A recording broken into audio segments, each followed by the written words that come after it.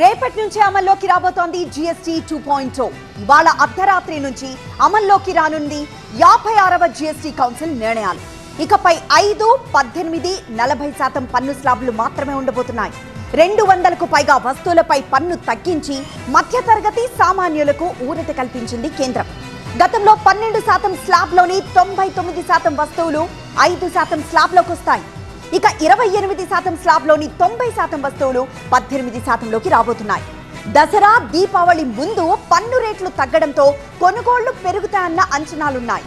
So GST రేట్ల సవరణతో నిత్యావసరాల్లో ఏవి తగ్గుతాయి, ఏవి యథాతథంగా ఉంటాయోనని సామాన్య ప్రజలు ఎదురుచూస్తున్నారు.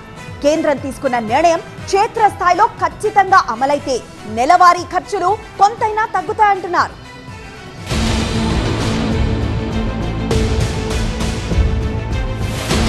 సెప్టెంబర్ 22 తగ్గిన జీఎస్టీకి తమకెలా మేలు చేస్తుందో అని సామాన్య ప్రజలంతా ఎదురుచూస్తున్నారు. నిత్యావసరాల్లో ఏవి తగ్గుతాయో అని లెక్కలేసుకుంటున్నారు. 5% జీఎస్టీ ఇప్పటికే అమలవుతున్న నిత్యావసర ధరల్లో ఎలాంటి మార్పులు ఉండవు. 22 నుంచి జీఎస్టీ తగ్గుతున్న వస్తువులు మాత్రం తగ్గుముఖం పట్టబోతున్నాయి. जीएसटी कम होने से पब्लिक को थोड़ा क्या है, जो महंगाई थी उसका थोड़ा असर कम हो जाता, राहत मिलती उनको. अच्छा है ये. अब जैसे जो 24 था, 24 जीएसटी था, 18 था, पूरा 5% हो गया ना, तो बहुत अच्छा है ये. कस्टमर के लिए भी और शॉप वाले के लिए भी अच्छा है, दोनों के लिए अच्छा है. अभी जैसे हमारा जो लिक्विड वगैरह आता है, एंजो लिक्विड है, सर्फ एक्सेल लिक्विड है, तो इसके अंदर क्या 18% था, तो अब इसको भी क्या 5% कर रहे हैं अभी. और साबुन पे भी क्या एमआरपी वगैरह कम हो चुका है अभी.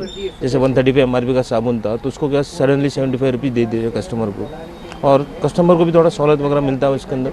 డ్రై ఫ్రూట్స్ ధరలు పెరగడంతో తగ్గిన జీఎస్టీ రేటు ప్రభావం పెద్దగా ఉండకపోవచ్చు అంటున్నారు వ్యాపారులు. वो किराना का नहीं है, मेरा मेन ड्राई फ्रूट्स और स्पाइसेस है. स्पाइसेस में पहले से ही पूरा कंप्लीट 5% है. बाकी ड्राई फ्रूट्स में एक बादाम में फ़र्क गिरने का है, उसमें बेसिक रेट पहले से इंक्रीज़ हो गया 80-100 रुपीज़, तो ज़्यादा कुछ डिफरेंस नहीं करने वाला, रेट डाउन नहीं होने वाला ज़्यादा कुछ.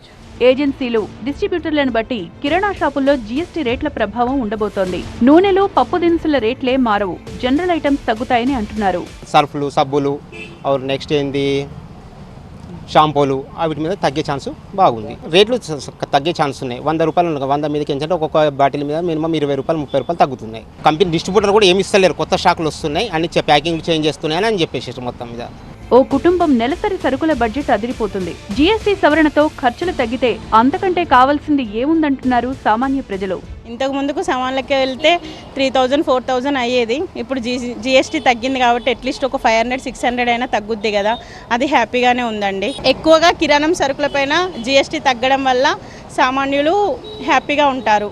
ఇప్పుడున్న పరిస్థితుల్లో నెల ఖర్చుల్లో 500 రూపాయలు తగ్గినా తగ్గినట్లే అని భావిస్తున్నారు సామాన్యులు. ఈ నెల 22 నుంచి కిరాణా సరుకుల మీద జీఎస్టీ తగ్గడంతో సామాన్యులకు మాత్రం కొంత భారం తగ్గినట్లే చెప్పుకోవచ్చు. ఇటు ముఖ్యంగా చిప్స్ కూడా చూసుకుంటే ఇటు జీఎస్టీ తగ్గించినట్లు తెలిసింది. ఈ చిప్స్ ప్యాకెట్ చూసుకుంటే ఒక్కొక్క ప్యాకెట్ మాత్రం 5 రూపాయలు, కానీ దీనికి కూడా జీఎస్టీ తగ్గించారు. కానీ ఇటు దీన్ని తయారు చేసే కంపెనీ వారు మాత్రం దీని మీద రేటు తగ్గించకుండా దీని క్వాంటిటీ పెంచే ఆలోచనలో ఉన్నట్టు తెలుస్తుంది. ఎందుకంటే ఈ ప్రజెంట్ 5 రూపాయలు ఉన్నది ఆల్రెడీ రేటు, దీన్ని రేటు తగ్గించడం వల్ల దీన్ని తయారు చేసేటప్పుడు కానీ దీని మీద ఇంకా వేరే అదనపు భారం పడే అవకాశం ఉన్నందున దీని రేటు తగ్గించకుండా దీని క్వాంటిటీ పెంచే అవకాశం ఉన్నట్టు తెలుస్తుంది. అదేవిధంగా మొత్తం కూడా ఇటు చిప్స్ ప్యాకెట్లు చూసుకుంటే మాత్రం ఎక్కువగా 5 రూపాయలు 10 రూపాయల ప్యాకెట్లు ఉంటాయి. కొత్త జీఎస్టీకి అమల్లోకి రావడంతో ఇటు సామాన్యులకు మాత్రం కొంత మాత్రం భారం తగ్గినట్లు కనిపిస్తుంది. కెమెరా పర్సన్ బాలుతో శ్రీధర్, TV9 హైదరాబాద్.